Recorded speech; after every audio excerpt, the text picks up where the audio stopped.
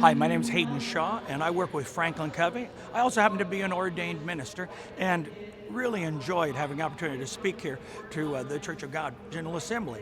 There were a couple of key themes that we covered that I'd like to summarize for you. The first one is it's the first time that we've ever had 4 generations in the workplace and 5 generations of people that we serve and reach in churches.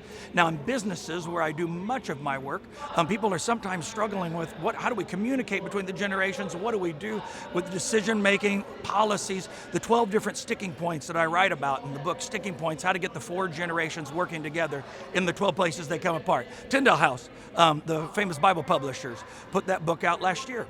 But churches also run into those same sticking points. And so I had 5 things that you have to know about generations if you're going to minister effectively in today's world.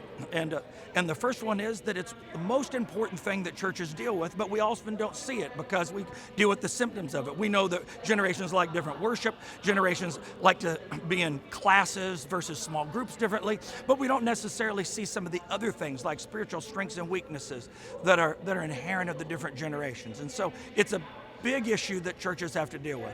Secondly, while people are living longer, and the age in 1900 when people died was 48, but today we live till 78 is the average age of a mortality. Well, because people are living longer, for the first time in history, now churches don't necessarily have to change, and we have to be much more intentional about it. Back in 1900, people who were at these general assemblies, they just would naturally move through a process. As their members died, younger generation would come on. But today, a church can just get old together and leave a whole nother generation behind. That's the second big thing you have to know. Thirdly, people aren't willing to wait their turn. In previous generations, people were willing to wait their turn. But today, when people are living into their 80s and their 90s, people can't necessarily wait their turn, or they're waiting into their 70s. We have to figure out a different way of giving younger generations more say. Fourthly, older generations, if they're going to minister to and lead younger generations of ministers and pastors, need to be able to speak their language. And instead of complaining, well, why don't the younger ministers do things the way we've always done it? They have to instead figure out what will speak to the younger ministers, just like we were trying to reach somebody in a different country. Generations are like different countries. And lastly, there are only 4 approaches the churches can take as they're trying to figure out how they juggle the different generations. But I just want to leave you with one word of encouragement to wrap this up.